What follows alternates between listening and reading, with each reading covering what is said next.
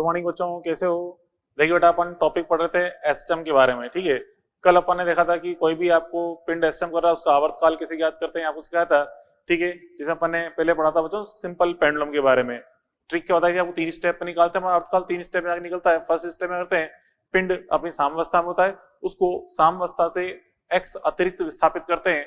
ठीक है, माध्यावस्था से एक्स एक्स्ट्रा विस्थापित करके हम देखते हैं कि कितना एक्स्ट्रा बल ऐसा है जो उसको पुनः माध्यावस्था की ओर लेके आना चाहता है, वो ज्ञात करते हैं। ठीक है, एफ एक्स्ट्रा ज्ञात करते हैं। उसके बाद फिर सेकंड स्टेप में इस एफ एक्स्ट्रा को हम किसके बराबर करते हैं, के एक्स के बराबर। के एक्स बराबर करते हैं, एक्स से एक्स कट जाता है, यहाँ पे के निकाल लेते हैं। फिर थर्ड स्टेप जो होती है उसमें टी का फॉर्मूला होता है, टी बराबर 2 पाई रूट एम अपॉन के। यहाँ के का मान रख देते हैं, उससे आंसर निकल जाता है। जहां जो एम क्या है, एम ए जो पिंड यहाँ पे एस्टम कर रहा है उसका द्रव्यमान। ठीक है, ऑक्सीलेटिंग बॉडी का मास है यहाँ पे एम। तो चलो देखो यहाँ पे अपन देखें दो और एस्टम अपन देखें। तो फर्स्ट अपन ने पढ़ लिया सिंपल पेंडुलम, सेकंड अपन देख रहे हैं द्रव में तैरते पिंड का एस्टम।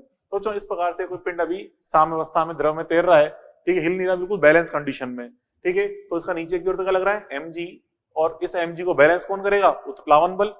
ठीक है, उत्प्लावन बल का फॉर्मूला पता है आपको क्या होता है, we in row ji. We इन मतलब डूबा हुआ आयतन, रो इंटू जी, रो यहाँ पे लिक्विड की डेंसिटी होती है। तो जो वी इन, देखिए डूबा हुआ आयतन कितना यहाँ पे, इतना इसकी लंबाई डूबी हुई है। अनुप्रस्थ काट इसका ए है, उसको मैं एच से मल्टीप्लाई कर दूं, लंबाई से एच से, तो क्या हो जाएगा, डूबा हुआ आयतन क्या हो जाएगा, ए इंटू एच। तो ये डूबा हुआ आयतन हो गया, ये रो इंटू जी, मतलब वी इन रो इंटू जी, ये क्या हो गया, उत्प्लावन बल। तो बॉडी का एमजी लग रहा है नीचे, उत्प्लावन बल लग रहा है ऊपर, ए एच रो इंटू जी। ठीक है, बॉडी बैलेंस कंडीशन में। ठीक है, मतलब ये इसके इक्वल है बैलेंस कंडीशन में। अब जो उसको हमें एस्टेम कराना है तो क्या करेंगे, हल्का सा इसको नीचे दबा के छोड़ेंगे तो ऊपर नीचे हिलने लग जाएगा, इस प्रकार से एस्टेम चालू हो जाएंगे। तो उसको जो मैं यहाँ से नीचे एक्स्ट्रा दबा रहा हूँ एक्स, नीचे की ओर एक्स्ट्रा एक्स दबाने पर, नीचे की ओर एक्स्ट्रा एक्स दबा रहे हैं तो नीचे कितनी लंबाई डूब जाएगी, अब एच प्लस एक्स। तो नीचे अब आयतन कितना एक्स्ट्रा डूब गया, एक्स लंबाई एक्स्ट्रा डूब गई है, तो एक्स्ट्रा उत्प्लावन बल लग गया ए x row ji. A H रो जी तो पहले से था ही सही, अब एक्स्ट्रा आयतन और डूबा कितना, ए इंटू एक्स, अनुपात काट तो ए है, एक्स्ट्रा एक्स और डूब गया तो ए एक्स इंटू रो जी क्या बन जाएगा, एफ एक्स्ट्रा। ठीक है, अब यहाँ पे अपन हम ज्ञात करें, में एफ एक्स्ट्रा का मान पता चल चुका है। अब देखिए यहाँ पे स्टेप नंबर 1 लगाएं, स्टेप नंबर 1। तो चलो स्टेप 1 में करना, देखिए स्टेप 1 में एफ एक्स्ट्रा का मान कितना, देखिए एफ एक्स्ट्रा हमें दिख ही रहा है माध्यावस्था की ओर, एफ एक्स्ट्रा का मान कितना है, ए एक्स रो जी। अब कोई दिक्कत, पहली स्टेप में बच्चों एक्स के रूप में आई गया बल का मान। ठीक है, हमें ये तो चाहिए होता है स्टेप 1 में एफ एक्स्ट्रा का मान एक्स के पदों में चाहिए होता है, ताकि सेकंड स्टेप में एक्स कट जाए आराम से। अब स्टेप नंबर 2 में हम क्या करेंगे, इस एफ एक्स्ट्रा को किसके बराबर कर देंगे, के एक्स के इक्वल। ठीक है, तो यहाँ से के एक्स को बराबर कर रहे हैं एफ एक्स्ट्रा के बराबर, तो ए एक्स रो जी कर दिया। ठीक है, ए एक्स रो जी। अब यहाँ पे देखिए क्या कट जाएगा बच्चों, इसमें यहाँ पे एक्स एक्स कट जाएगा।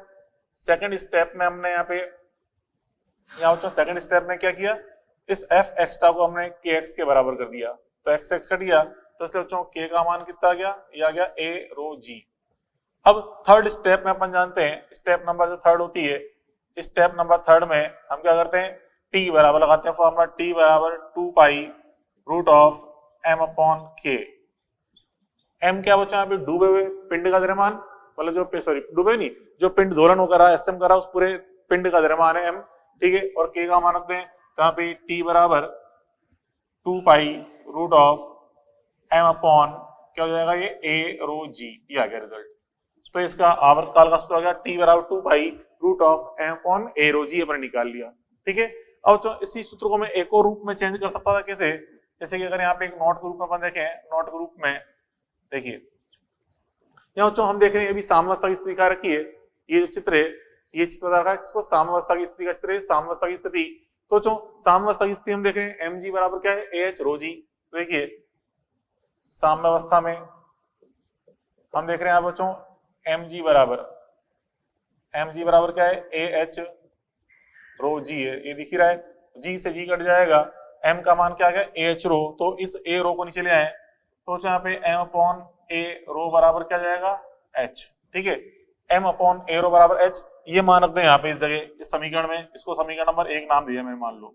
ठीक है, तो हम कह रहे हैं पुट इन इक्वेशन 1, तो समीकरण 1 में रख देंगे, तो जो टी बराबर क्या जाएगा, इसलिए टी बराबर हो जाएगा 2 pi under of H upon g, आ जाएगा आंसर इसका। टी बराबर 2 pi root of H upon g, इस तरह पर निकाल सकते हैं आवर्तकाल।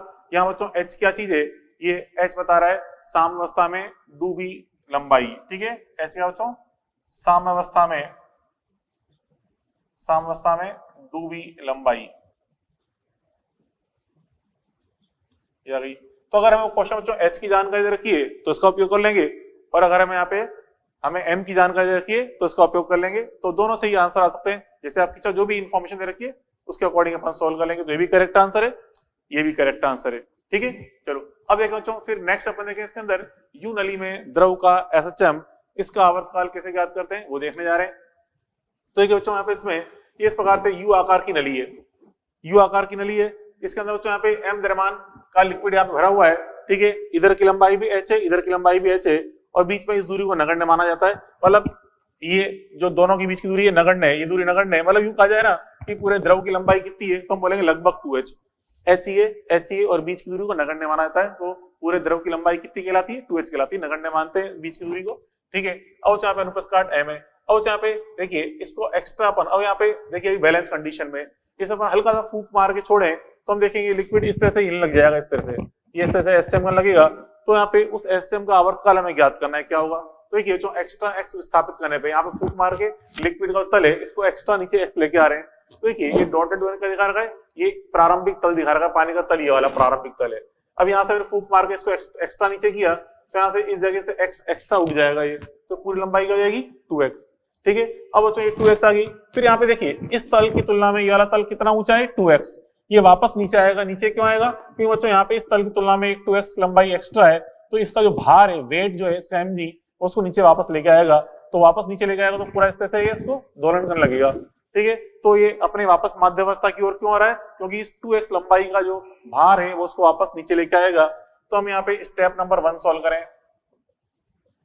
स्टेप 1 में देखें f एक्स्ट्रा क्या है जो उसको वापस माध्यावस्था की ओर लेके आना चाहता है, वो क्या बच्चों 2x द्रव का भार, 2x द्रव का जो भार है वो उसको वापस मतलब mg वापस नीचे लेके आना चाहता है। और भार इक्वल टू क्या होता है बच्चों, mass into gravity, mass into g। अब मास का मान क्या होगा, देखिए अनुप्रस्थ काट तो यहाँ पे कितना इसका a है, अनुप्रस्थ काट a है और लंबाई ये 2x, तो हम देखते हैं मास इक्वल टू होता है वॉल्यूम इनटू डेंसिटी, ठीक है, आयतन इनटू घनत्व। तो इसका आयतन इनटू घनत्व, आयतन तो कितना जाएगा 2x को मल्टीप्लाई कर दो a से, ये हो गया आयतन, घनत्व इसका रो है, लिक्विड की डेंसिटी रो, और एक ग्रेविटी g, ठीक है। ये लंबाई को मैंने क्रॉस सेक्शन एरिया से गुणा कर दिया अनुप्रस्थ काट से, क्या बन गया आयतन, आयतन को डेंसिटी गुणा करेंगे द्रव्यमान बन जाएगा ये, ठीक है। ये f एक्स्ट्रा आ गया, देखिए x के पदों में आ गया, ये हम चाहते थे।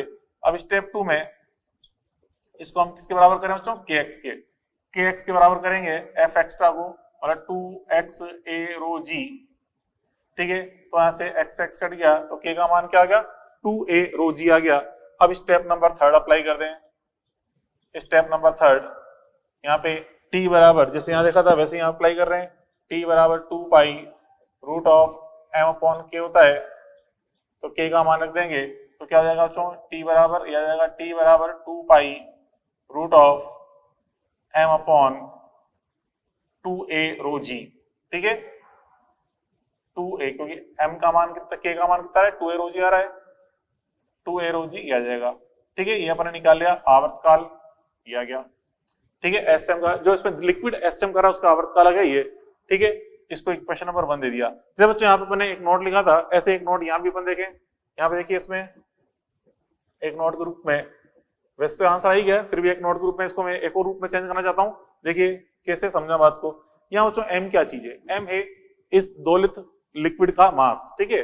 m क्या बच्चों, m बराबर दोलित द्रव का मास, दोलित द्रव का द्रव्यमान है, तो पूरा द्रव दोलित कर रहा है, इसकी लंबाई कितनी बच्चों h इधर है, h इधर है, तो कुल लंबाई कितनी लगभग 2h। अब बच्चों द्रव्यमान हम जानते हैं मास इक्वल टू क्या था, वॉल्यूम इनटू डेंसिटी, तो वॉल्यूम तो कितना हो जाएगा 2h इनटू a, लंबाई इनटू अनुप्रस्थ काट, लंबाई इनटू अनुप्रस्थ काट क्या हो गया, कुल आयतन हो गया, इसको अपन ने गुणा कर दिया किसके साथ, डेंसिटी के साथ, तो वॉल्यूम इनटू डेंसिटी क्या हो जाएगा, मास हो जाएगा। और तो यहां से अगर मैं यहां से देखें m अपॉन m बटा 2a रो का मान निकालूं तो ये बराबर क्या आएगा, h आएगा, नहीं आएगा, m बटा 2a रो करेंगे तो उसको मान रख दें यहाँ पे, m बटा 2a रो का मान h रख दें, तो बच्चों पुट इन 1 कर रहा हूं मैं, तो 1 इक्वेशन में रखने पर यहाँ पे क्या जाएगा, t टी बराबर 2 pi root of H upon g आ जाएगा रिजल्ट। ठीक है, तो ये भी इसका आवर्तकाल का फॉर्मूला हो गया। और तो यहाँ पे जो एच है, ये एच क्या है, एक भुजा में द्रव की लंबाई। ठीक है, यू ट्यूब की एक भुजा में द्रव की लंबाई, एक भुजा में द्रव की लंबाई, एक भुजा में द्रव की लंबाई ये एच। ठीक है, आई वो समझ में? तो ऐसे भी निकाल सकते हैं अपन। चलो इस पे एक एग्जांपल देखें, क्वेश्चन देखते हैं। कह रहा है तो यदि किसी यू नली के द्रव को, मतलब कोई यू आकार की नली में द्रव एचएम कर रहा है, अब उस द्रव को निकाल के किसी हमने अन्य यू आकृति की नली में डाल दिया है, लेकिन उसकी त्रिज्या आधी है, आधी त्रिज्या वाली यू नली, मतलब पतली यू नली में डाल रहे हैं। ठीक है, और उसमें उसको दोलन करा रहे हैं। ठीक है, पहले वो थोड़ी मोटी मतलब आर त्रिज्या नली में दोलन कर रहा था, अब वो R/2 वाली त्रिज्या में दोलन कर रहा है, तो उसके टी पर क्या प्रभाव पड़ेगा ये बताना है आवर्तकाल पे। तो चलो देखो, यहाँ पे पूरा द्रव हम डाल रहे हैं आधी त्रिज्या वाली नली में, तो द्रव्यमान फिक्स है, उसकी डेंसिटी फिक्स है, तो इस सूत्र का उपयोग करेंगे। एम भी फिक्स है, ठीक है, यहाँ पे रो भी फिक्स है, डेंसिटी जी भी फिक्स है, ग्रेविटी, तो एम टी समानुपाती आएगा रूट ए क्या है, क्रॉस सेक्शन एरिया। ठीक है, क्या समझे बच्चों, सॉल्यूशन समझे इसका। तो टी बराबर 2 pi M upon root of M upon 2a rho g का उपयोग कर रहा हूं मैं, 2a रो जी। तो यहाँ पे इस m का मान फिक्स है और इस रो का मान फिक्स है, ये चीज क्या बच्चों फिक्स है, ये फिक्स्ड। ये राशि नियत है, अपरिवर्तित रहेगी। ठीक है, तो यहाँ से हम देखें टी समानुपाती क्या आएगा, 1 अपॉन रूट ए, टी समानुपाती 1 अपॉन रूट ए। अब बच्चों हम जानते हैं a बराबर क्या होता है, पाई आर स्क्वायर। आर क्या बच्चों, ये आर इसकी त्रिज्या है, यहाँ पे इसकी त्रिज्या मान लो आर है, आर इसकी त्रिज्या है। ठीक है, आर बच्चों इसकी त्रिज्या अगर आर है तो a बराबर क्या हो जाएगा, पाई आर स्क्वायर। a बराबर पाई आर स्क्वायर, मतलब a समानुपाती आर स्क्वायर है, तो रूट के अंदर आर स्क्वायर रखेंगे तो आर हो जाएगा नीचे, रूट के अंदर आर स्क्वायर रखेंगे तो आर बचेगा। तो टी समानुपाती रूट आर, त्रिज्या हम आधी काम में ले रहे हैं तो आवर्तकाल दुगना हो जाएगा। यहाँ से त्रिज्या का मान आधा रखेंगे तो टी डैश का मान 2t ये आएगा रिजल्ट। तो आंसर आ गया, आवर्तकाल दुगना हो जाएगा। ठीक है, तो ये चीज अपन ने पढ़ी। यहाँ पे ये दो एसएम अपन ने और देख ली, सेकंड एंड थर्ड नंबर की। अब इसके अंदर अपन नेक्स्ट एसएम पढ़े बच्चों अपन स्प्रिंग पेंडुलम के बारे में। ठीक है, देखो बच्चों स्प्रिंग पेंडुलम के बारे में देखें। देखो बच्चों यहाँ पे कोई स्प्रिंग है, ये एक अपनी नेचुरल स्प्रिंग है सामान्य अवस्था की, इसकी सामान्य लंबाई ये इतनी है, ये इसका स्प्रिंग नियतांक है केएस। और बच्चों अगर मैं इस पे एम लटकाऊं, एम लटकाने पर हम देखें स्प्रिंग थोड़ी खिंच जाएगी। अब यहाँ पे एम अभी अपनी साम्य अवस्था में एम जी बल लग रहा है नीचे और के एस एल बल लग रहा है ऊपर, जो स्प्रिंग बल है, क्योंकि स्प्रिंग में प्रसार कितना है एल। अभी ये साम्य अवस्था में ये एम जी लग रहा है नीचे, के एस एल लग रहा है ऊपर, बैलेंस कंडीशन में, मतलब एम जी किससे बैलेंस हो रहा है, के एस एल से। ठीक है, बैलेंस कंडीशन है। और हमें इसे एसएम कराना है तो करना पड़ेगा, यहाँ से उसको मुझे एक्स्ट्रा खींचना पड़ेगा। तो यहाँ से मैंने इसको एक्स्ट्रा खींचा एक्स, ये इसकी जो साम्यावस्था की स्थिति है इसे क्या बोलते हैं, माध्यावस्था, मतलब ये माध्यावस्था की स्थिति है। यहाँ से उसको मैं एक्स्ट्रा खींच रहा हूँ एक्स, एक्स खींच के छोड़ेंगे, छोड़ते से ये एसएम स्टार्ट कर देगा बच्चों। जितना हमने माध्यावस्था से एक्स्ट्रा खींचा है एक्स, ये एक्स खींचा है, उसी आयाम से ये क्या करता है, दोलन। मतलब यहाँ पे ये एक्स क्या बनेगा, इसका आयाम, ये एक्स क्या बनेगा बच्चों, इसका आयाम बनेगा आयाम ए। इसके दोलन का आयाम क्या होगा, ए एक्स होगा। मतलब यहाँ पे समझे, जितना साम्यावस्था से इस माध्यावस्था के लो या साम्यावस्था से जितना एक्स्ट्रा यहाँ पे खिंचाव हो रहा है, साम्यावस्था से इतना एक्स्ट्रा खिंचाव हो रहा है, तो वही एक्स्ट्रा खिंचाव क्या बनता है बच्चों, इसके एसएम का आयाम बनता है। ठीक है, तो इस प्रकार से अपन देखा एक्स्ट्रा जो टोटल खिंचाव था वही यहाँ पे आयाम बना। ठीक है, और जो फिर यहाँ से एक्स्ट्रा खींचा एक्स, तो यहाँ से एक्स्ट्रा कितना बल लगा, के एस एल माध्यावस्था की ओर। हाँ, अगर इस स्थिति के सापेक्ष अपन देखें, यहां से यहां तक देखो पिंड कितना खिंचा हुआ है, L प्लस एक्स, तो कुल तो L प्लस एक्स खिंचा हुआ है। तो अगर यहाँ पे हम देखें इस अवस्था में स्प्रिंग पर ऊपर की ओर कुल बल कितना है, स्प्रिंग बल का मान, कुल स्प्रिंग बल कितना है, वो तो है के एस एल प्लस के एस एक्स। ठीक है, मतलब इस स्थिति के सापेक्ष देखूं तो कुल स्प्रिंग बल तो ऊपर की ओर कितना आएगा, मतलब इस लाइन की तरफ कितना आएगा, के एस एल प्लस के एस एक्स। लेकिन अभी हम यहाँ पे इस स्थिति के सापेक्ष कह रहे हैं, यहाँ तक बैलेंस था, मैंने एक्स्ट्रा खींचा एक्स, तो एक्स्ट्रा बल इतना उत्पन्न हुआ जो कि इसको वापस माध्यावस्था की ओर लेके आएगा, अर्थात एसएचएम कराएगा। तो यहाँ सब देखें इसमें, अब इसका हम आवर्तकाल ज्ञात करने जा रहे हैं। तो तरीका बताइए अब कैसे करते हैं। स्टेप वन, देखिए स्टेप वन में अपन देखें, स्टेप वन में माध्य की ओर एफ एक्स्ट्रा कितना है, माध्यावस्था की ओर एफ एक्स्ट्रा कितना है बच्चों, यहाँ पे के एस एक्स। ठीक है, फिर सेकंड स्टेप में इसको हम किसके बराबर करते हैं, के एस, इसको हम के एक्स के बराबर करते हैं। जहां बच्चों जो के एस तो क्या है, स्प्रिंग नियतांक, और के क्या है, प्रत्यानयन बल नियतांक है। ठीक है, तो x से x कट जाएगा तो ks का मान कितना आ गया k। अब स्टेप नंबर k का मान ks के बराबर आ गया।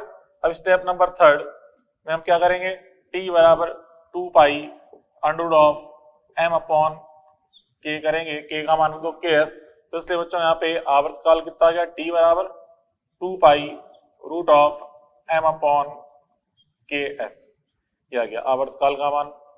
ठीक है, ये तो अपना स्टैंडर्ड फॉर्मूला ही सही, यहाँ पे k का मान रख दिया मैंने ks, तो ये t बराबर 2 pi root of m upon ks, ये आ गया रिजल्ट। ठीक है, अब बच्चों जैसे अपने पिछले सेकंड और थर्ड वाली एसएम में नोट डाल के एक्स्ट्रा एक और रूप में भी चेंज किया था सूत्र को, तो यहाँ भी अपन कर सकते हैं वैसे ही। देखिए यहाँ पे हम देखें एक नोट के रूप में देख रहे हैं, इसको मैं अन्य रूप में चेंज कर रहा हूँ, एक नोट के रूप में देख रहे हैं। देखिए साम्यावस्था है बच्चों, ये साम्यावस्था की स्थिति है। साम्यावस्था में हम देख रहे हैं mg बल किससे बैलेंस हो रहा है, ksl से। तो हम देखें बच्चों यहाँ पे साम्यावस्था में ये जो mg है वो ksl के बराबर है। ठीक है, mg is equal to ksl। तो यहाँ से बच्चों अगर मैं mg अपॉन ks निकालूं, ठीक है, इसको निकाल रहे हैं इसलिए बच्चों mg अपॉन मतलब m अपॉन ks कर रहे हैं, m अपॉन ks बराबर क्या जाएगा, l अपॉन g। ठीक है, इसको मैंने इक्वेशन नंबर 1 रख दिया, तो उसको इक्वेशन 1 में पुट कर देने क्या जाएगा, देखिए पुट कर रहे हैं इन 1, इक्वेशन 1 में रख रहा हूं तो t बराबर आ जाएगा 2 pi root of l upon g, t is equal 2 pi root of l upon g, ये एक और सूत्र निकल के आ गया। ठीक है, अब बच्चों यहाँ पे इस सूत्र में जो l आपको दिख रहा है ये l क्या चीज है बच्चों, यहाँ पे देखिए l क्या है, इस साम्यावस्था में स्प्रिंग में जो प्रसार हो रहा है, जब बॉडी साम्यावस्था में, तो साम्यावस्था में जो स्प्रिंग में प्रसार है वो यहाँ पे l को बता रहा है। ठीक है, l क्या बच्चों, साम्यावस्था में स्प्रिंग में प्रसार, साम्यावस्था में प्रसार।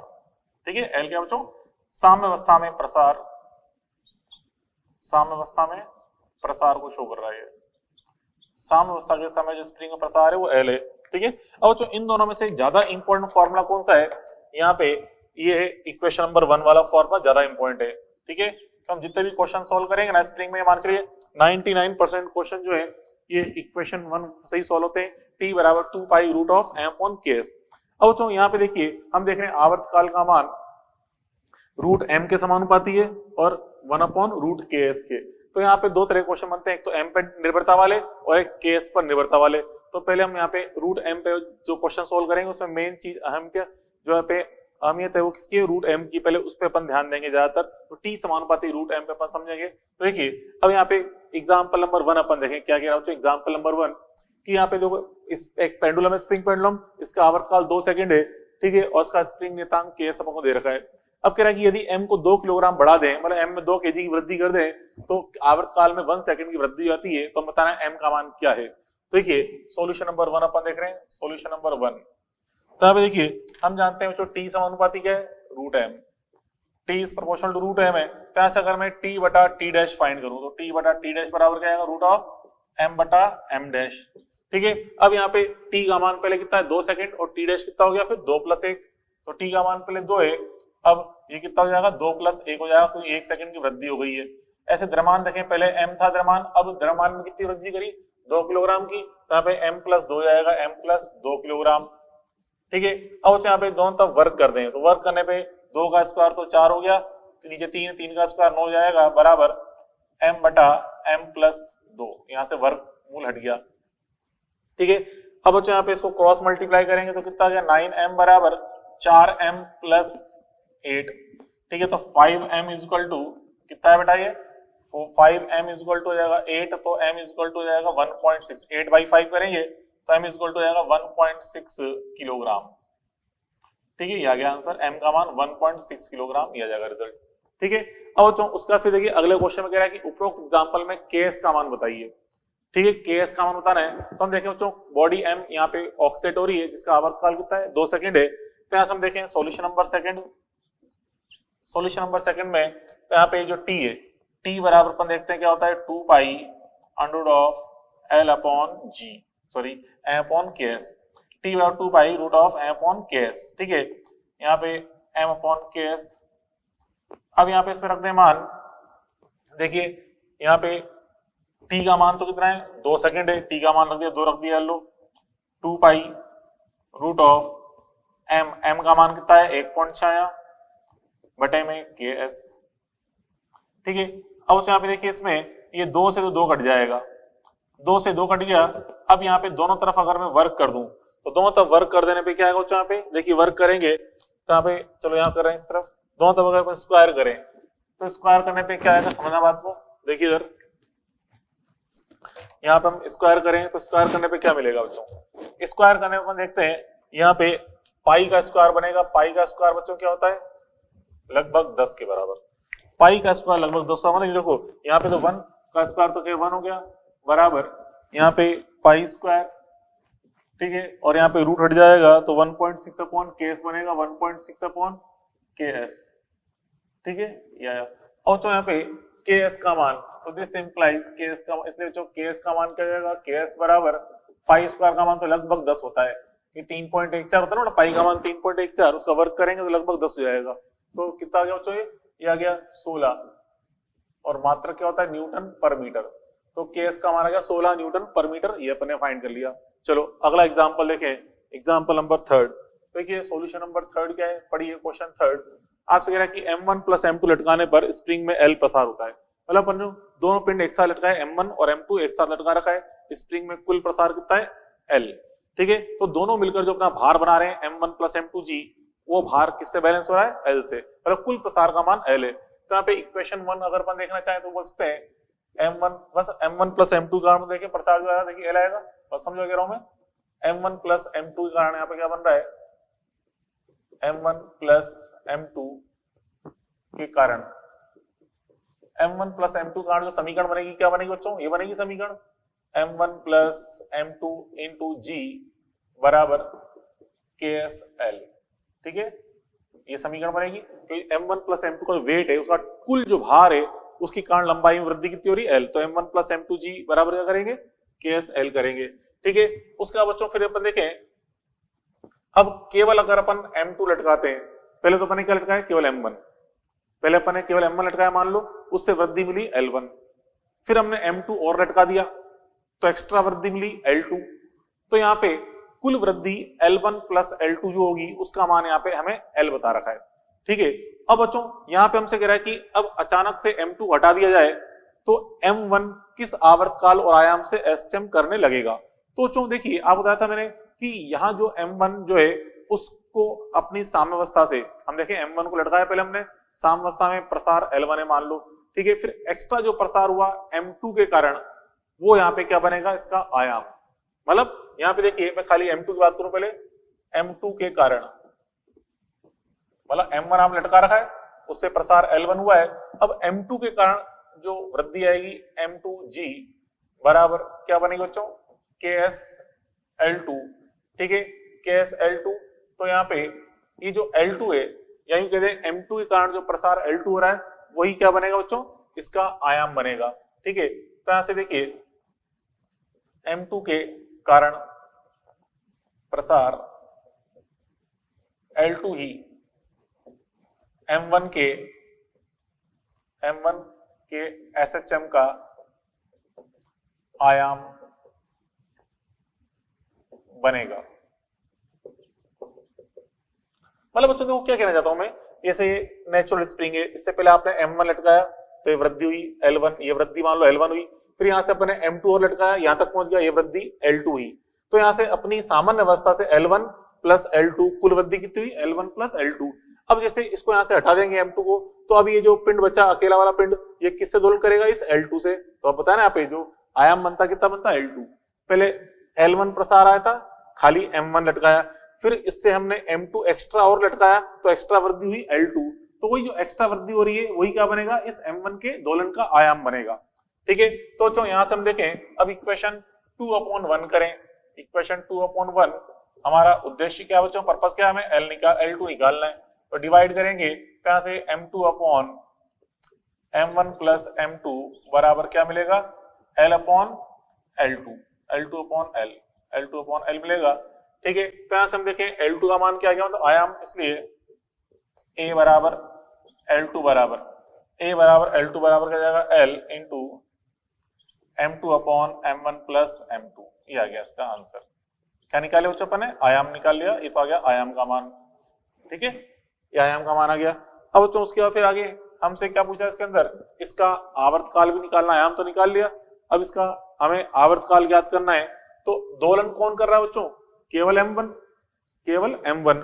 तो ऐसे हम देखें m1 का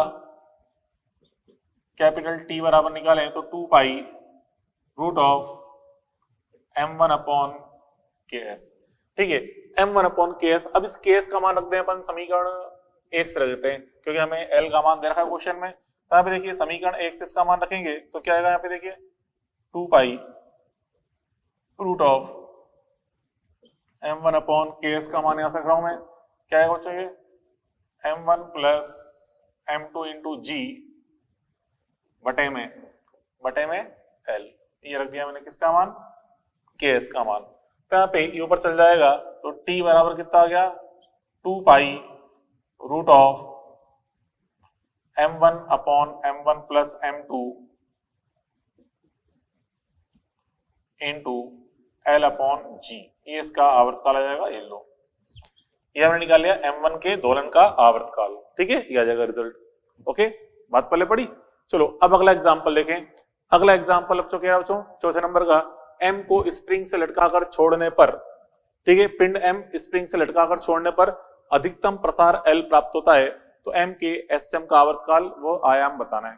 तो चलो देखो, जब भी किसी स्प्रिंग से पिंड को लटकाते हैं, अब यू बोले कि स्प्रिंग से m को लटकाने पर प्रसार x है, तो हम क्या करते हैं, mg बराबर ksx करके हम उस x का मान निकाल लेते हैं। लेकिन अगर आपसे कहा जाए कि स्प्रिंग से m को लटकाकर छोड़ने पर, एक तो है लटकाने पर और एक लटकाकर छोड़ने पर, ठीक है, लटकाकर छोड़ने पर ऐसा बोले और अधिकतम प्रसार शब्द काम में ले, तो हम समझ जाएंगे कि यहाँ पे अब की बार हमें कैसे करना होता है सोल्व। अब की बार हमें यहाँ पे एनर्जी को यहाँ पे कंजर्व करना पड़ता है, ऊर्जा संरक्षण का नियम लगाना पड़ता है।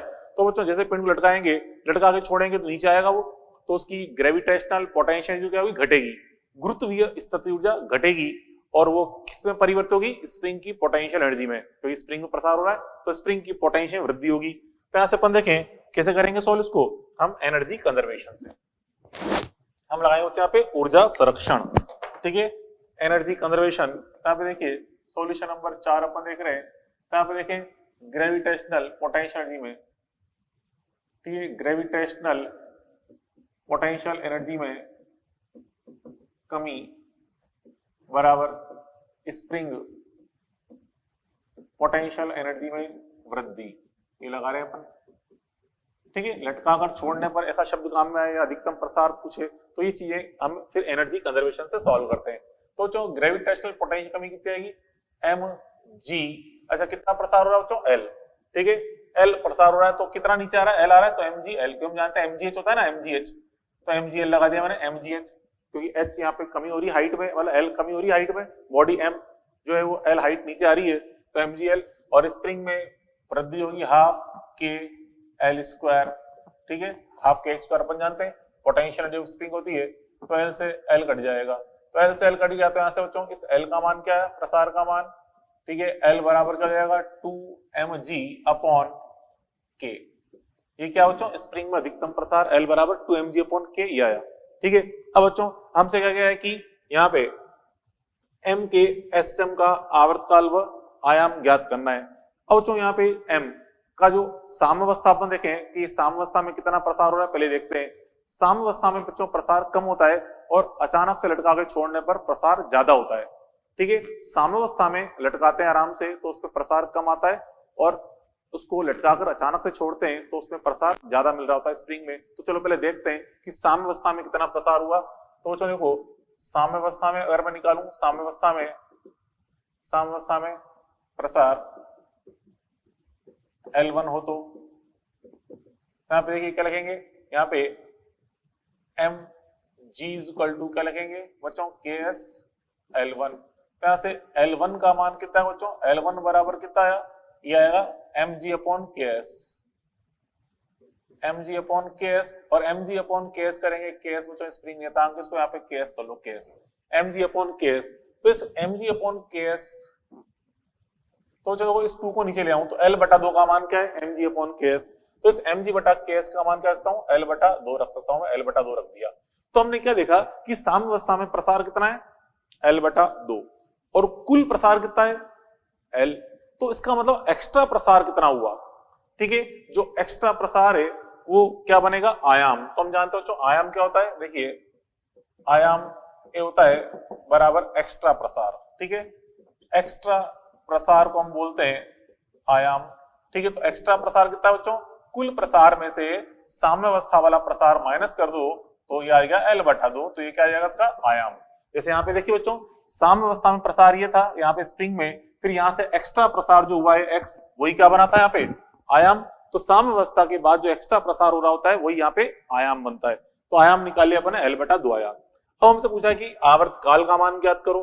तो बच्चों देखो आवर्तकाल जैसे अपन ने देखा था सूत्र T बराबर 2 pi under of L upon G, जहां पे L क्या है, साम्यावस्था में प्रसार है, ठीक है। तो यहां से अगर अपन आयाम निकाल इसका आवर्तकाल निकाले T बराबर 2 pi root of L1 upon G कर सकते हैं।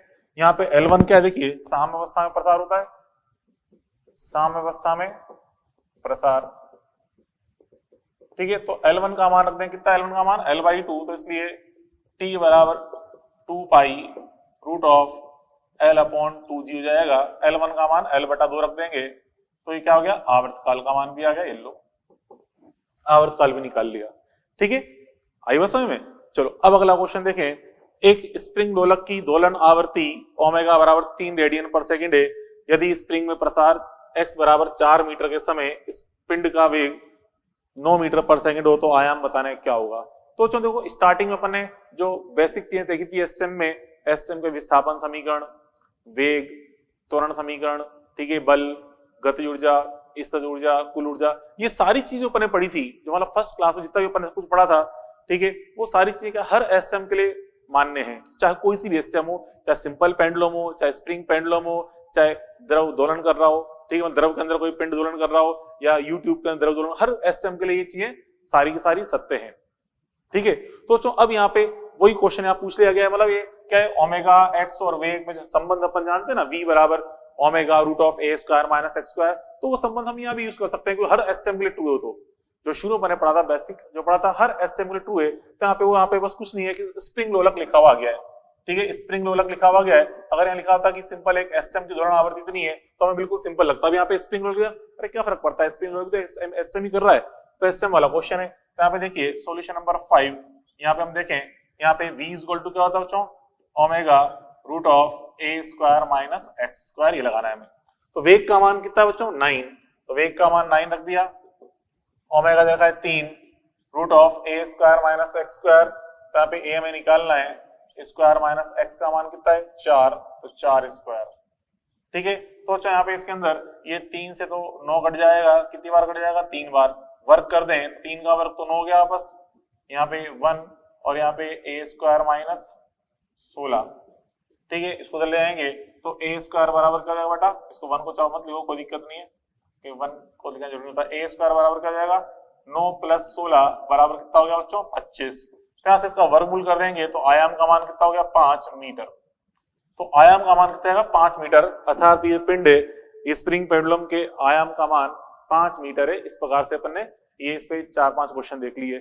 चलो कुछ चीजें और समझाऊं आपको उसके बारे में। तो चलो अगला एग्जांपल अपन देखें। अगला एग्जांपल इस तरह से कि यहाँ पे इस एग्जांपल में बोला गया है कि ये जो स्प्रिंग है अपनी सामान्य जो लंबाई है, मतलब प्राकृतिक लंबाई नेचुरल लेंथ एल की रूप में रखी हुई है अभी, मतलब अभी आराम से नेचुरल लेंथ के रूप में, ठीक है, प्राकृतिक लंबाई में। अब क्या क्या बच्चों, यहाँ पे मैंने एम पिंड है, यहाँ पे इस एम पिंड को रख के इसको स्प्रिंग को दबाया, कितना दबाया, L/2, और L/2 दबा के अचानक से पिंड एम को छोड़ा, तो छोड़ते ही स्प्रिंग वापस अपनी नेचुरल लेंथ पे आएगी और यहाँ से पिंड आएगा, यहाँ से ये इस स्प्रिंग से हट जाएगा और फिर यहाँ पे जाएगा, फिर आराम से जो स्पीड यहाँ प्राप्त करेगा उसी स्पीड से जाएगा, यहाँ पे जाएगा, फिर यहाँ टक्कर करेगा, टक्कर बोली प्रत्याश, फिर उसी स्पीड से लौटेगा, लौट कर यहाँ पे स्प्रिंग अपनी नेचुरल लेंथ पे आ चुकी थी, फिर टकराएगा, फिर यहाँ पे स्प्रिंग को कंप्रेस करके यहाँ पहुंचेगा, तो इससे जाकर आने में इसका एक चक्र पूरा हो जाएगा। तो हमसे कह रहा है इस एक चक्र के दौरान इसका पूरा आवर्तकाल क्या है ये बताना है, ठीक है। यदि m द्वारा स्प्रिंग को L/2 संपीड़ित कर छोड़ा जाए तो m के दोलन का आवर्तकाल बताना है क्या होगा।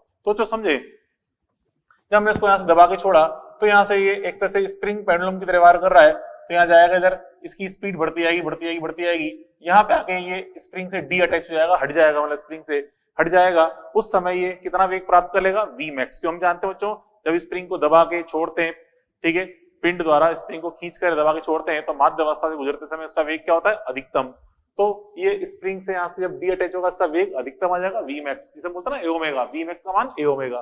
ठीक है, फिर वी मैक्स से यहाँ पे लगातार गति करेगा, टकराकर वापस वी मैक्स से आएगा, या फिर स्प्रिंग से टच होएगा, फिर उसको दबाएगा आगे और इसकी स्पीड कम होती जाएगी, पहले माध्य से फिर चरम पे आएगा। तो कहना मतलब है कि अपने एक चक्र के दौरान बच्चों ये आधा मान तो मतलब स्प्रिंग के साथ दोलन कर रहा है और इधर आधा मान इधर लंबाई एल के साथ एक नियत चाल से जाकर वापस आ रहा है, उसमें समय द्वारा तय हो रहा है। तो जो हम देखें यहाँ पे कुल अपन समय निकाले टी नेट का मान, देखिए यहाँ बच्चों ये दोलन गति आपको दिख रही है, इस दोलन गति दो गतियों से मिलकर बनी है। फर्स्ट में तो एक सिंपल मतलब एक स्प्रिंग पेंडुलम के साथ दोलन हो रहा है और दूसरी वाली गति में नियत चाल से गति हो रही है। मतलब अगर अपन टोटल टी नेट निकाले तो हम लिखते हैं टी नेट बराबर यहाँ पे T1 प्लस T2 समय। तो जो T1 तो क्या है, देखिए स्प्रिंग का T/2 ऑफ स्प्रिंग। तो जो स्प्रिंग के साथ इसने केवल आधी माध्य अवस्था से, देखिए यहाँ से माध्य, चरम से माध्य तक आएगा, फिर वहां से जाके आने के बाद वापस माध्य से फिर चरम पे आएगा। तो माध्य से चरम पे जाना, फिर चरम से माध्य पे आना, तो ये मान कितना हो गया T/4 प्लस T/4 मतलब T/2। ठीक है, तो एक समय तो कितना है T/2 ऑफ स्प्रिंग है। ठीक है, और ये T2 कैसे निकालेंगे, ये दूरी बटा चाल करके, क्योंकि एक नियत चाल से गति करता हुआ आगे टक्कर करके वापस आ रहा है, तो T2 का मान दूरी बटा चाल से निकालना पड़ेगा। तो T1 का मान तो क्या है T/2, तो T/2 बच्चों कितना हो जाएगा 1/2। स्प्रिंग का आवर्तकाल क्या होता है 2 pi under of m upon KS, ये रख दिया अपन ने। ठीक है, फिर T2 का मान दूरी बटा चाल, तो देखो दूरी बटा चाल यहां से इधर गया, L दूरी तय करी, वापस आया, L दूरी तय करी, तो टोटल दूरी कितने कर रहा है 2L। तो दूरी का मान तो रख दिया मैंने 2L और चाल कितनी बच्चों V मैक्स, तो V मैक्स से इधर है, कहां से 2 से 2 उड़ा दो तो कितना होगा ये pi root of m upon KS। ठीक है, प्लस ये 2L बटा V मैक्स का मान अपन जानते क्या होता है बच्चों ए ओमेगा होता है, V मैक्स का मान ए ओमेगा, तो pi root of m upon KS तो यही सही है। ठीक है, प्लस 2L अपॉन, अब बच्चों यहाँ पे देखिए ए ओमेगा में ए आयाम क्या बनेगा, आयाम किसे बोलते हैं माध्य से चरम तक की दूरी, ये इसकी माध्य अवस्था है, यहाँ से तक की चरम अवस्था के बीच की दूरी क्या, माध्य से चरम तक की दूरी कितनी है बच्चों L/2 है, माध्य से चरम तक की दूरी L/2 है, तो आयाम का मान तो कितना है L/2 और स्प्रिंग का ओमेगा अपन जानते हैं रूट ऑफ क्या होता है KS/m, ओमेगा बराबर K/m होता है, तो KS/m कर दिया। तो चलो देखो L से तो L कट जाएगा ये, ठीक है, ये 2 चल जाएगा ऊपर तो 4 बन जाएगा और ये m भी चल जाएगा ऊपर 4m अपॉन KS, तो रूट m अपॉन KS तो कॉमन निकालना है, तो ब्रैकेट में क्या बचेगा पाई तो बचेगा 4 यहाँ बचेगा, तो pi plus 4 root of m upon KS। ये आ गया बच्चों आवर्तकाल का मान, टी नेट का मान। तो ये आ गया इसका आंसर। इस सिस्टम का जो नेट आवर्तकाल है क्या है पाई/4 pi plus 4 root of m upon KS। ठीक है, ये निकाल लिया अपन ने। उसका बच्चों फिर आगे देखें, चलो एक दो इंटरेस्टिंग चीज अपन देखें स्प्रिंग पेंडुलम के लिए। जैसे मान लो यहाँ पे इस प्रकार से एक स्प्रिंग है, एक स्प्रिंग से एक तरफ ये बॉडी m1 जुड़ी हुई है और यहाँ से बच्चों इस जगह ये स्प्रिंग द्वारा ये बॉडी यहाँ पे m2 जुड़ी हुई है, m2।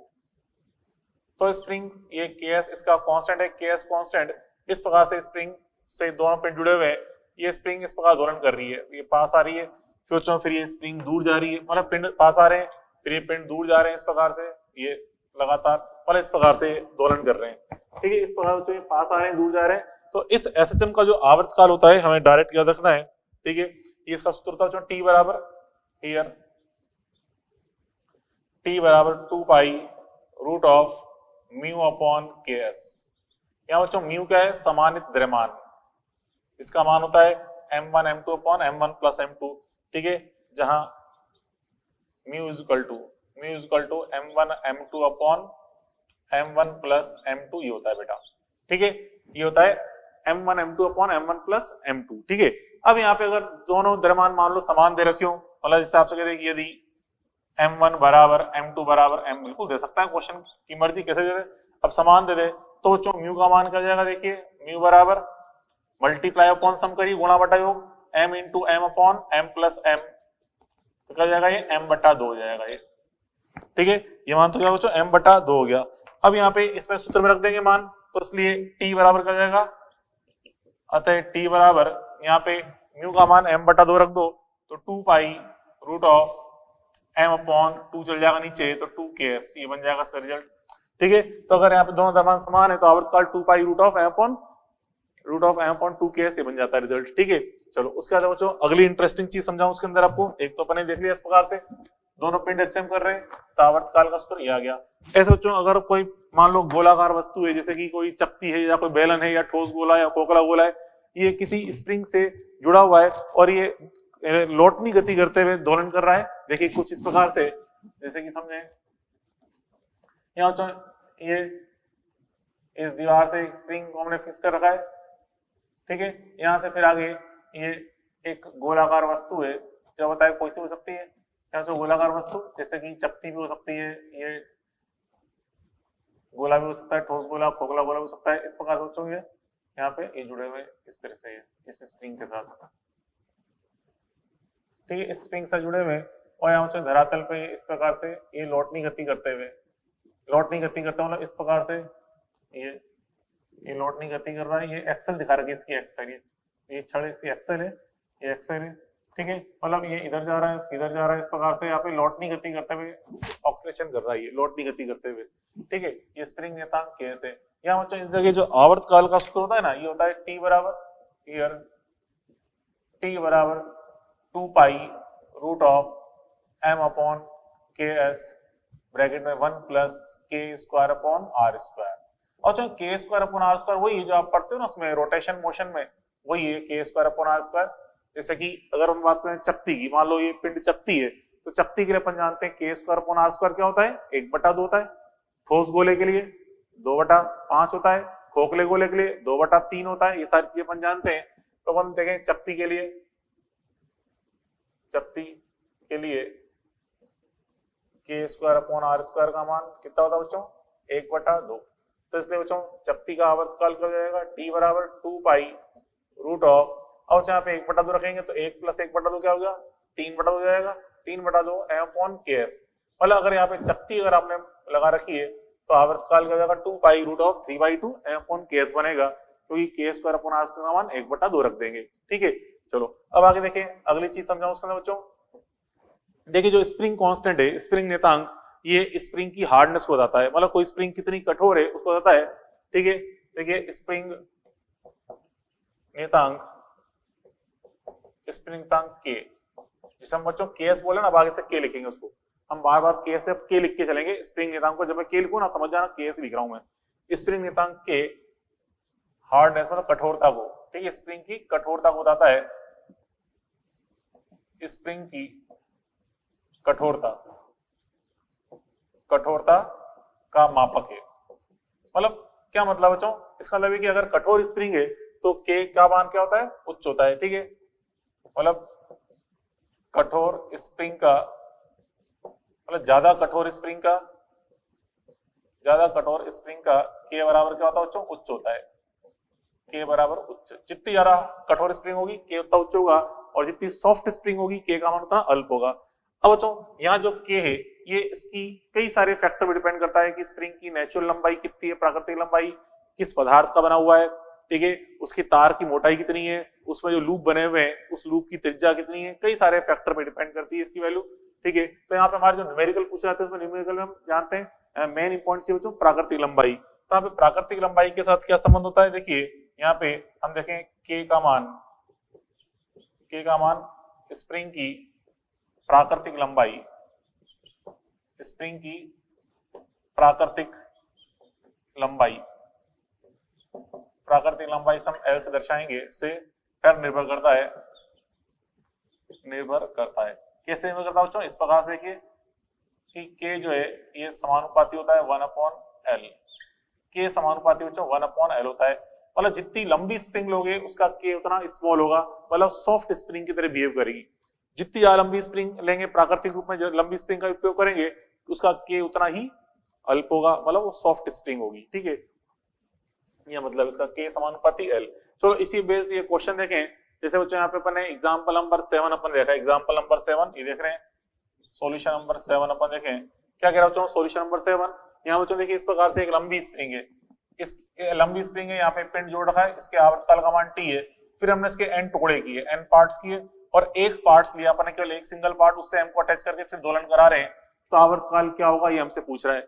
तो चलो देखो यहाँ पे हम देखें जो k डैश है, k डैश का मान या कहते हैं k ईच का मान, एवरी पार्ट का मान क्या हो जाएगा, k ईच बराबर हो जाएगा ये n टाइम्स ऑफ k। क्यों हो गया बच्चों n टाइम्स ऑफ k? क्योंकि यहाँ पे हम देखा इसको काटा n पार्ट्स में, तो लंबाई क्या हो जाएगी, प्रत्येक भाग की लंबाई l बटा n हो जाएगी, ठीक है, क्योंकि जो l ईच है प्रत्येक भाग की लंबाई कितनी आएगी, l बटा n। तो अभी हम देखा कि लंबाई तो l बटा n हो गई, तो k ईच का मान क्या हो जाएगा, n गुना हो जाएगा, तो ये व्युत्क्रमानुपाती आ रहा है। अब देखें t डैश निकाले यहाँ पे, t डैश तो यहाँ समझो हम जानते हैं t समानुपाती, देखिए चलो t डैश निकाल रहे हैं, t डैश बराबर क्या होता है 2 pi root of m upon k, ठीक है, t dash equal to 2 pi root of m upon k each लिखेंगे, क्योंकि यहाँ पे सिंगल स्प्रिंग एक सिंगल पार्ट के साथ दोलन हो रहा है m का, ठीक है, तो यहाँ पे 2 पाई रूट ऑफ, इसका मान दिया मैंने n टाइम्स ऑफ k। और चलो देखो यहाँ पे 2 पाई रूट m बटा k को तो हम क्या लिख दें, t लिख दें, ये लो t लिख दिया, क्या बच गया नीचे, केवल रूट n बच जाएगा, रूट n, तो ये आ गया आंसर रूट n, t बटा रूट n, इसका आंसर आएगा t बटा रूट n, ठीक है। तो अपन सॉल्व कर सकते हैं सेवंथ क्वेश्चन। उसके बाद फिर आगे देखें एट्थ क्वेश्चन, उससे पहले अपन यहाँ पे देखते हैं कॉम्बिनेशन ऑफ स्प्रिंग के बारे में, स्प्रिंगों के संयोजन। पहले अपन देख रहे हो यहाँ पे कॉम्बिनेशन ऑफ स्प्रिंग्स के संयोजन, स्प्रिंग के अपन देख रहे हैं संयोजन, तो दो प्रकार से संयोजन पॉसिबल है बच्चों, एक तो श्रेणी क्रम संयोजन, ठीक है, और एक समांतर क्रम। फर्स्ट अपन देख रहे हैं श्रेणी क्रम संयोजन, श्रेणी क्रम संयोजन। तो जो पहले अपन देखें श्रेणी क्रम संयोजन, तो श्रेणी क्रम संयोजन क्या होता है, देखिए इसमें सारी स्प्रिंग जो है एक के बाद एक जुड़ी होती है, केवल एक ही स्प्रिंग m से डायरेक्ट जुड़ी होती है, ये ध्यान रखें आप। श्रेणी क्रम संयोजन में क्या होता है बच्चों, केवल एक ही स्प्रिंग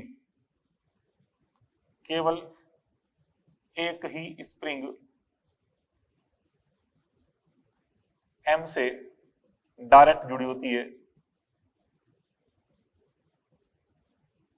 m से डायरेक्ट जुड़ी होती है। कैसे बच्चों, जैसे अपन देखें यहाँ पे इस प्रकार से,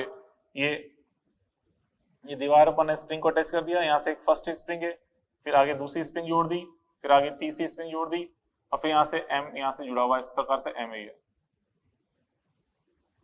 यहाँ पे बच्चों m इस प्रकार से यहाँ पे इस पे दोलन कर रहा है धरातल पे, ठीक है, पिंड m। तो यहाँ पे इसमें देखिए ये k1 नियतांक, ये k2 नियतांक, ये k3 नियतांक, यहाँ पे एक लंबी स्प्रिंग बन गई है, मतलब, और ये सारे के सारे क्या कर रहे हैं आपस में, ये लेफ्ट राइट ऑक्सीलेशन कर रहा है पिंड m। तो जो यहाँ पे इसमें देखिए हर अलग अलग स्प्रिंग अलग अलग प्रकार की, कोई सॉफ्ट भी होगी इसमें, कोई हार्ड भी होगी, हर तरह की स्प्रिंग है, कोई सॉफ्ट होगी कोई हार्ड होगी, तो हर सभी का k1 k2 k3 अलग अलग है। तो अपन ये दोलन करेगा तो इन प्रत्येक स्प्रिंग की लंबाई में प्रसार भी अलग अलग होगा, हर स्प्रिंग में प्रसार अलग अलग होगा, इसमें प्रसार L1 है मान लो, इसमें L2 है, इसमें L3 है, हर स्प्रिंग में प्रसार अलग अलग होगा, एक में L1 एक में L2 एक में L3। तो कुल प्रसार की बात करें, मतलब जब पिंड जो दोलन कर रहा है तो पिंड का जो कुल आयाम कितना है, L, कुल आयाम यहाँ पे L है, तो उस कुल आयाम L का मान क्या होगा, L1 प्रसार प्लस L2 प्रसार प्लस L3 प्रसार, तो कुल जो आयाम बनेगा वो तीनों के प्रसार के बराबर बन रहा है, योग के प्रसार के योग के बराबर बनता है, ठीक है। लेकिन बच्चों तीनों में बल का मान समान लगता है, जो क्योंकि तीनों श्रेणी क्रम में जुड़ी है, श्रेणी क्रम में जुड़ी है, तो तीनों में तनाव बल क्या होगा, समान, और स्प्रिंग में तनाव बल होता है वो यहाँ पे स्प्रिंग बल के रूप में प्राप्त होता है, ठीक है। तो यहाँ पे क्या मतलब है कि कुल लंबाई L बराबर L1 plus L2 plus L3 बन रही होती है, प्रसार जो हो रहा है ना। अब यहाँ पे बच्चों हम बात करें, यहाँ पे देखिए इसमें जो k नेट प्राप्त होता है, यहाँ k नेट का मान कितना था, देखिए यहाँ बच्चों यहाँ पे आपको मिलता है k नेट का मान, k नेट कैसे निकालते हैं, या था बच्चों 1 अपॉन के रूप में, या था 1 अपॉन k नेट बराबर 1 upon k1 plus 1 upon k2 plus 1 upon k3, ये बन रहा होता है, ठीक है। और बच्चों यहाँ पे सारी स्प्रिंग एक समान है, तो एक समान स्प्रिंग के लिए क्या बन जाएगा, n बटा k, ठीक है। किसके बच्चों, n समान स्प्रिंगों के लिए, n समान स्प्रिंग के लिए, तो अगर n समान स्प्रिंग्स हैं तो उसके लिए क्या बन जाएगा, n बटा k। तरह से k नेट निकालोगे तो k नेट का मान क्या जाएगा, k by n, k net का मान क्या बनेगा बच्चों, k बाई n बन जाएगा, k बाई n, ठीक है। के नेट का मान के बाई एन, अगर एन समान स्प्रिंग है तो। अच्छा अगर खाली दो स्प्रिंग होती तो, दो स्प्रिंग हो तो बच्चों, तो यहाँ पे के नेट का मान क्या आएगा, देखिए के नेट 1 अपॉन के नेट बराबर 1 अपॉन के वन प्लस 1 अपॉन के टू होगा। अब यहाँ पे k1 k2 एलसीएम ले लो और उसका फिर उल्टा कर दो, व्युत्क्रम कर दो, तो सॉल्व करने पे क्या होता है, के नेट बराबर बन जाएगा k1 k2 upon k1 plus k2 बन जाएगा ये, ठीक है, ये बन जाएगा के नेट का मान। अगर दो स्प्रिंग है, ठीक है, तो फिर k1 upon k1 plus 1 upon k2, उसका के नेट 1 k2 एलसीएम ले लिया, ऊपर आ जाएगा k2 प्लस k1, फिर यहाँ से किसका मान आया, तो 1 अपॉन के नेट का, उसका उल्टा कर देंगे, के नेट का मान क्या जाएगा k1 k2 बटा k1 प्लस k2, ठीक है। ये तो हो गया श्रेणी क्रम। अब बात करें बच्चों समांतर क्रम की, ठीक है, समांतर क्रम संयोजन। तो जो समांतर क्रम संयोजन में क्या होता है, देखिए समांतर क्रम संयोजन में यहाँ पे सारी स्प्रिंगें समांतर होती हैं एक दूसरे के, और सभी की सभी m से डायरेक्ट जुड़ी होती है, ठीक है। क्या होता है यहाँ पे, सभी स्प्रिंग्स समांतर होंगी तथा m से डायरेक्ट जुड़ी होंगी, सभी स्प्रिंग्स पैरेलल होंगी तथा m से डायरेक्ट जुड़ी होंगी, ठीक है। अब यहाँ पे देखिए इसमें इस केस अपन देखें कैसे डायग्राम बन सकता है समांतर क्रम का, जो इस तरह से देखिए, ये इस प्रकार से यहाँ पे जैसे कि ये कोई छत है, यहाँ से बच्चों एक स्प्रिंग ये जुड़ी हुई है, यहाँ पे ये स्प्रिंग ये जुड़ी हुई है, यहाँ से स्प्रिंग ये जुड़ी हुई है, इस प्रकार से बच्चों तीन स्प्रिंग डायरेक्टली किसी पिंड m से जुड़ी हुई है, m से, ये बॉडी m है, इस m से जुड़ी हुई है, तो यहाँ पे ये k1 कांस्टेंट, इसका नियतांक k2, ठीक है, इसका नियतांक k3, इस प्रकार से क्या बन रहे हैं समांतर। गौर से किए तीनों स्प्रिंग आपस में समांतर हैं और तीनों m से जुड़ी हुई हैं, ठीक है। तो जब यहाँ बच्चों ये ऑफसेट करेगा ना, ये दोलन करेगा, तो तीनों स्प्रिंगों में खिंचाव समान आएगा, तीनों स्प्रिंगों में प्रसार समान आएगा, लेकिन बल अलग अलग लगेंगे। इसमें F1 बल लगेगा, इसमें F2 बल, इसमें F3 बल, ये प्रसार समान है, परंतु K1 K2 K3 अलग अलग है ना, तो उससे बल अलग अलग आएंगे। तो बच्चों यहाँ पे इस जगह इसमें अगर अपन देखें यहाँ जो मान प्राप्त होता है के नेट का, अच्छा यहाँ पे एक डायग्राम और समझ सकते हैं इस तरह, देखिए अगर मान लो बच्चों यहाँ पे एक स्प्रिंग तो यहाँ पर है, ये एक स्प्रिंग यहाँ पर है, और यहाँ पे पिंड m है, और एक स्प्रिंग बच्चों यहाँ पे दाईं तरफ है, ये भी तीनों क्या बना रहे हैं आपस में समांतर क्रम। गौर से देखिए कैसे बना रहे हैं समांतर क्रम बच्चों, क्योंकि देखिए तीनों स्प्रिंगें आपस में समांतर है, दिख ही रहा है, और तीनों डायरेक्ट भी जुड़ी हुई है m से, तीनों m से डायरेक्ट जुड़ी हुई है, तो ये भी आपस में क्या बना रहे हैं, आपस में समांतर क्रम संयोजन। तो ये तीनों भी आपस में समांतर क्रम संयोजन बना रहे हैं, क्योंकि तीनों स्प्रिंग m से डायरेक्ट जुड़ी हुई है और आपस में समांतर भी है, ठीक है। तो इसलिए बच्चों यहाँ पे इसके अगर अपन यहाँ पे देखें इसका जो फॉर्मूला होता है बच्चों, यहाँ पे देखिए यहाँ पे के नेट का सूत्र होता है, के नेट बराबर होता है बच्चों k1 plus k2 plus k3 plus dot dot dot, ये होता है, ठीक है। और अगर n समान स्प्रिंग होती तो क्या बन जाता है, n के, किसके लिए, n समान स्प्रिंग के लिए, ठीक है। अगर n समान स्प्रिंग है, n समान स्प्रिंग है, तो बन जाएगा फॉर्मूला ये n k के बराबर, ठीक है। n समान स्प्रिंग्स के लिए क्या बन जाता है, n इंटू के, ये बन जाता है। चलो अब आगे देखें इसको बच्चों, एग्जांपल नंबर 8 इसी बेस्ड है। तो देखिए सॉल्यूशन नंबर 8 अपन देख रहे हैं, सॉल्यूशन नंबर 8 यहां से कह रहा है कि इन सभी सिस्टम्स के लिए हमें t का मान बताना है, क्या होगा आवर्तकाल। तो कैसे निकाले बच्चों, देखिए यहाँ पे इस पहले चित्र में देखें, ये दोनों आपस में क्या बना रहे हैं, समांतर क्रम, दोनों आपस में समांतर क्रम बना रहे हैं, तो समांतर क्रम में इनका के नेट कितना हो जाएगा, जुड़ जाएगा, कितना बन जाएगा 6k, ये तो 6k हो गया। अब 6k वाला जो नेट मान है वो 3k के साथ क्यों बना रहा है, श्रेणी क्रम।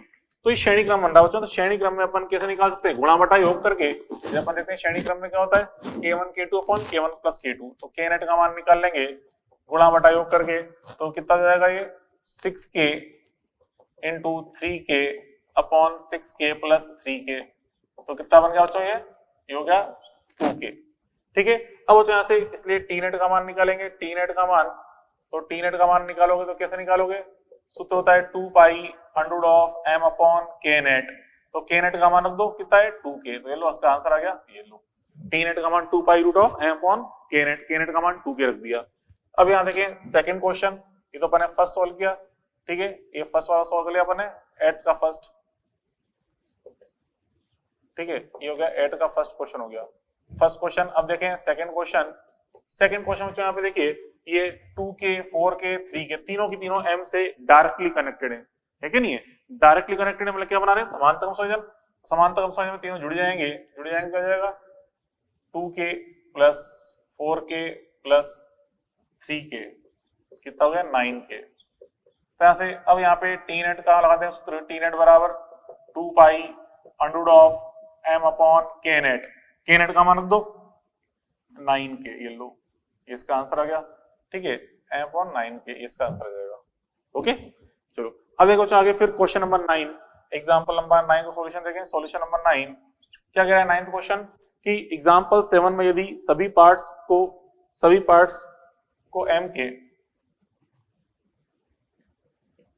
को m के साथ समांतर क्रम में जोड़ दिया जाए, ठीक है, m के साथ समांतर क्रम में जोड़ दिया जाए तो t डैश क्या होगा? देखो यहाँ पे अपन ने f n पार्ट की है, एवरी पार्ट का मान कितना आया था? देखो यहाँ लिखा था अपन ने k ईच का मान कितना आया था? n k, ठीक है, k ईच का मान यहाँ पे n k आ रहा है, ठीक है। अब यहाँ पे समांतर क्रम में अपन देखें, समांतर क्रम में k नेट का मान क्या हो जाएगा? ये जो जितने भी k ईच है इनको सबको समांतर क्रम में जोड़ दिया, और समांतर क्रम में आप जानते हो अगर क्या मानता मान n टाइम्स हो जाता है गुणा n गुना होता है मान, तो n गुना हो जाएगा k ईच, कि जितने भी k ईच थे सभी को हमने समांतर क्रम में जोड़ दिया तो नेट मान हो गया n इंटू k ईच। अब यहाँ पे k ईच का मान कितना आया था? n के, ये रख दो, n के आया था तो क्या बन गया बच्चों? ये n स्क्वायर k हो गया, ये k नेट का मान n स्क्वायर k आया। अब देखिए बच्चों यहाँ पे हम जानते हैं t समानुपाती का होता है 1 अपॉन रूट k, तो यहाँ से देखिए k नेट का मान n स्क्वायर गुना हो रहा है तो यहाँ पे n स्क्वायर गुना रखेंगे नीचे तो रूट हो करके n बनेगा, और t डैश का मान आ जाएगा t बटा n, t डैश का मान t बटा n आ जाएगा इसका आंसर। मतलब एग्जांपल नंबर 9 का ये अपन ने सॉल्यूशन देख लिया, ठीक है। तो इस प्रकार से अपन ने यहाँ पे ये 9 क्वेश्चन तक सॉल्व कर लिए स्प्रिंग पेंडुलम पे। चलो दो तीन चीजें आपको मैं और सिखाऊं उस पे। देखो बच्चों नेक्स्ट एग्जांपल अपन देखें यहाँ पे। अब देखिए नेक्स्ट एग्जांपल एक डायरेक्ट रिजल्ट के रूप में, यहाँ पे बच्चों 3 स्प्रिंग है, तीनों स्प्रिंग का नियतांक k दे रखा है आपको, ठीक है, और यहाँ पे इसमें एंगल थीटा है। तो बच्चों अभी देखो तीनों स्प्रिंग डायरेक्टली m से जुड़ी हुई है, परंतु इसको हम समांतर क्रम संयोजन नहीं बोलेंगे। क्यों? क्योंकि यहाँ पे तीनों स्प्रिंग समांतर नहीं है, ठीक है, जुड़ी हुई है m से, लेकिन स्प्रिंग समांतर भी होनी चाहिए थी तभी समांतर क्रम मानते हैं। तो यहाँ पे थीटा एंगल है, और बॉडी को बच्चों इसको हम हल्का नीचे दबा छोड़े तो इस तरह से एसएम स्टार्ट कर देगी, ठीक है। और तो यहाँ पे इसमें सिस्टम जो केनेट है, इस सिस्टम में केनेट की वैल्यू होती है K net equal to k 1 plus 2 cos square theta by 2, ये डायरेक्ट हमें याद रखना है। जैसे बच्चों यहाँ पे मान लो, जैसे कि यदि बच्चों यहाँ पे इसमें आपसे कहा जाए यदि थीटा इज इक्वल टू मान लो 90 डिग्री है, यदि theta is equal to 90 degree है, ठीक है, ये 90 डिग्री एंगल है, तो यहाँ पे केनेट का मान क्या जाएगा? केनेट बराबर k 1 प्लस 2 और जो cos 90 बटा 2 मतलब cos 45 का मान क्या होता है? 1 बाई रूट 2, और यहाँ पे होल स्क्वायर लगा हुआ है मतलब 1 बाई रूट 2 का स्क्वायर, ठीक है। तो ये 1 बाई 2 जाएगा, 2 से 2 कट जाएगा, 1 हो गया, ये 1 प्लस 1 2, तो केनेट का मान कितना हो गया? 2k, ठीक है। इसलिए बच्चों यहाँ पर अगर अपन आवर्तकाल निकालें, ठीक है, इसलिए यहाँ पे जो आवर्तकाल आ जाएगा इसका t बराबर कर जाएगा 2 pi root of m upon K net. K net का मान क्या रख दिया मैंने? 2k, तो हम ऐसे निकाल सकते हैं, ठीक है, ये रिजल्ट आ जाएगा।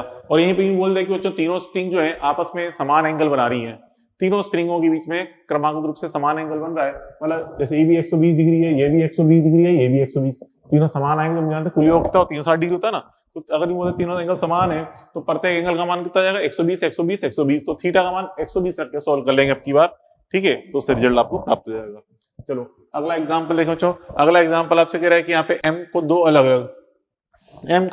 अलग अलग स्प्रिंग के साथ आवर्तकाल T1 व T2 है। मतलब हमने एक बार फर्स्ट स्प्रिंग के साथ m को लटकाया, दोलन कराया, आवर्तकाल मिला T1, m को फिर हमने अगली स्प्रिंग के साथ लटकाया और आवर्तकाल मिला T2। अब कह रहा है कि m को दोनों स्प्रिंगों को श्रेणी क्रम में जोड़ के फिर इनसे लटकाएं तो आवर्तकाल क्या होगा, और एक बार दोनों स्प्रिंगों को समांतर क्रम में जोड़ के फिर m को लटकाएं तो आवर्तकाल क्या होगा, ये हमें ज्ञात करना है, ठीक है। तो जो यहाँ पे देखिए इसमें सॉल्यूशन अपन समझे इसका जो k है। अब बच्चों देखो t का जो फॉर्मूला होता है अपन जानते हैं, t बराबर क्या होता है? 2 pi root of m upon k, ये आपको पता ही है। क्या सोचो अगर मैं निकालूं k का मान, दोनों तरफ वर्क कर दें, वर्क करके k निकालें तो k बराबर क्या हो जाएगा? 4 पाई स्क्वायर m बटा t स्क्वायर, ये आएगा यहाँ पे, क्लियर। वर्क करके k निकाल ले बच्चों। क्यों निकाला k? क्योंकि हम जानते हैं बच्चों श्रेणी क्रम में हमें पता है k का नाम क्या होता है, k का मान क्या होता बच्चों, श्रेणी में जो फर्स्ट आप श्रेणी क्रम बोल रहा है, तो श्रेणी में आप जानते हैं 1/k0 बराबर ये होता है 1/k1 plus 1/k2, 1/k1 plus 1/k2। तो यहाँ पे रख दें k0 का मान इस जगह से, तो क्या जाएगा ये t0 स्क्वायर बटा 4 पाई स्क्वायर m, ठीक है, क्योंकि m तो फिक्स है, ठीक है। यहाँ पे फिर बच्चों k1 का मान रख देंगे तो जाएगा t1 square upon 4 pi square m, 4 pi square m रख दिया अपन ने। ऐसे यहाँ पे t2 square upon 4 pi square m, but यहाँ पे नीचे 4 पाई स्क्वायर m से कट जाएंगे। तो यहाँ से अब हम इसका वर्गमूल कर दें तो t0 का मान कितना आ गया, t0 बराबर यह जाएगा root of t1 square plus t2 square, यह इसका आंसर आ जाएगा आवर्तकाल का मान t0 बराबर root of t1 square plus t2 square. ऐसे बच्चों अब हम समांतर क्रम की बात करें, समांतर क्रम में हमें पता है k0 का मान k1 प्लस k2 होता है, ठीक है। समांतर क्रम में अपन जानते हैं क्या होता है बच्चों, समांतर क्रम में k0 बराबर ये होता है k1 प्लस k2, तो k1 प्लस k2 का उपयोग करेंगे तो k0 का मान रख देंगे ऐसे, मतलब 4 pi square m upon t0 square, ठीक है, बराबर 4 pi square m upon t1 square plus 4 pi square m upon t2 square, ठीक है। अब यहां से देखिए 4 पाई स्क्वायर m यहां भी काट दें, यहाँ पे आ जाएगा 1/t0 square equal to 1/t0 square equal to यह आ गया 1/t1 square plus 1/t2 square, यह आ गया रिजल्ट, ठीक है। अब एक काम करें बच्चों, यहाँ पे इसका एलसीएम लेके इसका व्युत्क्रम कर दे, ठीक है। तो यहाँ से t नेट का मान क्या जाएगा, root of t1 square t2 square upon t1 square plus t2 square. तो ये भी करेक्ट रिजल्ट है, जो भी ऑप्शन दे रखा है उसके अकॉर्डिंग अपन आंसर टिक कर लेंगे, ठीक है। ये निकाल लिया अपन ने टी नेट का मान, ओके। चलो अब देखें आगे एक अगला एग्जांपल नंबर 12 आपसे कह रहा हूं यहाँ पे find out T of following system. इन दोनों सिस्टम के निकाय के हमें आवर्तकाल ज्ञात करने, कैसे ज्ञात करेंगे देखिए बच्चों, यहाँ पे देखो गौर समझें, इसमें दो आवर्तकाल ज्ञात कैसे करते हैं। यहाँ पे ये स्प्रिंग के रूप में पेंडुलम दे रखे, लेकिन डायरेक्ट पिंड जो है स्प्रिंग से जुड़ा हुआ नहीं है, ठीक है, डायरेक्ट स्प्रिंग से जुड़ा हुआ नहीं है पिंड। तो इसके लिए फिर अपन एसएम का आवर्तकाल कैसे ज्ञात करें, वही जो 3 स्टेप समझाई थी उसी का यूज करेंगे। स्टेप 1 में करते हैं, बॉडी को अपन पहले एक्स विस्थापित करते हैं, तो देखते हैं कितना फोर्स ऐसा है जो उसको वापस अपनी माध्यावस्था की ओर लेके आ रहा है, वो ज्ञात करते हैं।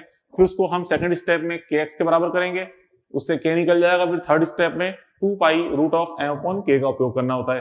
देखिए पहली स्टेप में देखें, यहाँ पे इसको समझे फर्स्ट को, यहाँ बच्चों इस तरह से यहाँ पे स्प्रिंग है, ये घिरनी जुड़ी हुई है, यहाँ से डोरी इसके ऊपर आके एम पे जुड़ रही है। अब बच्चों देखो, अगर मैं इस एम को नीचे विस्थापित करूंगा एक्स, एम को नीचे विस्थापित करेंगे तो नीचे विस्थापित करने पर इस स्प्रिंग में प्रसार x बटा 2 होगा।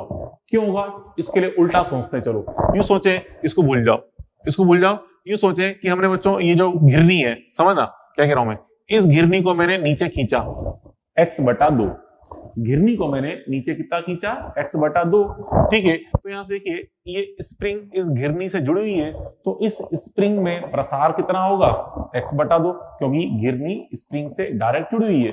तो इस घिरनी को नीचे x बटा 2 खींचेंगे तो स्प्रिंग में प्रसार भी x बटा 2 होगा, ठीक है। अब देखिए बच्चों, ये घिरनी कितना नीचे खींचा हमने x बटा 2, तो इधर से ये डोरी x बटा 2 और इधर से भी डोरी x बटा 2 कम हो गई, क्योंकि यहाँ घिरनी नीचे आ गई है x बटा 2, तो इधर से x बटा 2 डोरी गई, इधर से x बटा 2 डोरी गई। लेकिन हम जानते हैं डोरी की कुल लंबाई तो फिक्स है, तो x बटा 2 डोरी की लंबाई कितनी चली गई x, तो x कहां गई, ये पिंड को नीचे सरकना पड़ा, कितना सरकना पड़ा x, क्योंकि इधर से x बटा 2 कम हो गई, इधर से x बटा 2, दोनों का जोड़ो कितना बनता है x बनता है ना, इसका मतलब पिंड नीचे कितना आया x आई बस में। तो हम वही कह रहे थे कि अगर इस पिंड को x विस्थापित करें तो उधर स्प्रिंग में प्रसार कितना होगा x बटा 2। तो यहाँ पे देखिए इसको माध्यावस्था, इसको नीचे लाके छोड़ेंगे ना तो फिर एसएम स्टार्ट कर देगा।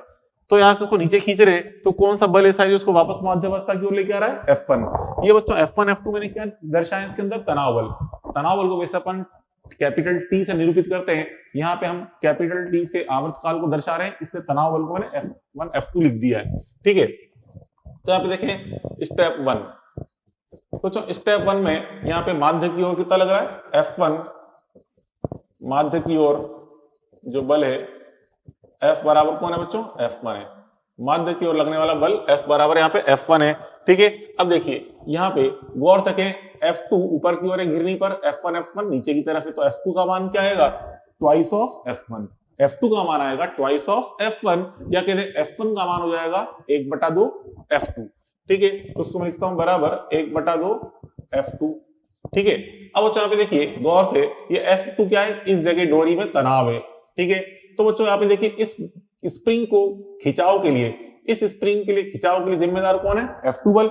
ठीक है, तो यही क्या बनेगा, स्प्रिंग बल को हम जानते हैं, स्प्रिंग को जिस बल से खींचा जाता है वही स्प्रिंग बल के बराबर होता है। तो यहाँ से F2 यहाँ पे स्प्रिंग बल को दर्शा रहा है। ठीक है, तो स्प्रिंग बल के बारे में आप लोग जानते ही हैं, कितना होता है बच्चों, K इंटू एक्स। अब यहाँ पे प्रसार कितना है, x/2, तो इसलिए क्या करना पड़ेगा, K इंटू x/2 करना पड़ेगा।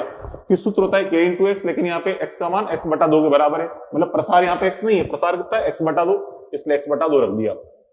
तो कितना गया ये हो गया 1/4 kx। अब स्टेप नंबर 2 अप्लाई करें। स्टेप सेकंड में इसको हमें किसके बराबर करना था बच्चों, kx के बराबर। इसको हमने चलो ये कर दिया k' x कर दिया अपन ने। ठीक है, k' बराबर 1/4 kx। तो x कट गया, तो k' का मान कितना आ गया, k/4। ठीक है, अब यहाँ पे k' का मान आ गया k/4 आ गया है। ठीक है, अब लगा रहे हैं हम स्टेप नंबर 3।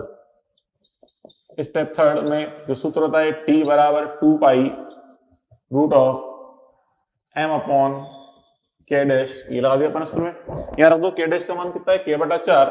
ठीक है, 2 pi root of m upon k/4 ये रख देंगे, तो 4 ऊपर चल जाएगा, तो क्या हो गया ये 2 pi root of 4m upon k, ये बन जाएगा इसका रिजल्ट आवर्तकाल का।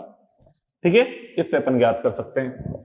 सेम यही कॉन्सेप्ट यहाँ भी लगाना है। देखिए यहाँ पे बंदे बच्चों देखो ऐसे ही, यहाँ भी हम इस पिंड को खींच के छोड़ेंगे तो ये पिंड एस्टेम करना स्टार्ट कर देगा, क्योंकि बार बार स्प्रिंग में खिंचाव होगा, तो ये पिंड एस्टेम करेगा। तो देखिए यहाँ पे इस पिंड को मैं नीचे x विस्थापित करूं, तो नीचे की ओर x विस्थापित करेंगे तो ये पिंड इस घिरनी से जुड़ा हुआ है, तो घिरनी भी नीचे कितना आएगी, x नीचे आएगी, घिरनी यहाँ पे x नीचे आएगी, तो x नीचे सरकेगी, तो इधर से डोरी की लंबाई x बढ़ जाएगी, इधर से भी इस डोरी की लंबाई x बढ़ जाएगी। घिरनी नीचे आ रही है, इसके इधर से भी डोरी जा रही है, इधर से भी डोरी जा रही है।